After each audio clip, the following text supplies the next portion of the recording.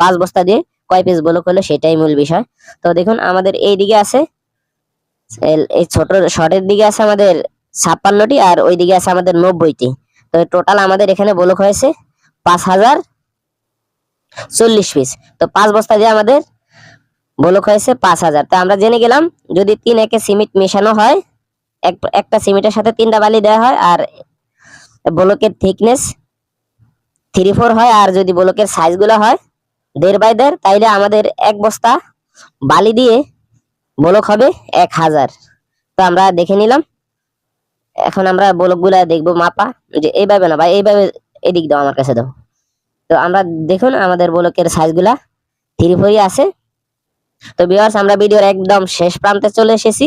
তো construction related এরকম আরো কাজ দেখতে চ্যানেলটি সাবস্ক্রাইব করে আমাদের সঙ্গেই থাকুন, আর যারা ইতিমধ্যে সাবস্ক্রাইব করেছেন অসংখ্য ধন্যবাদ জানাচ্ছি। এই রিলেটেড যদি আপনাদের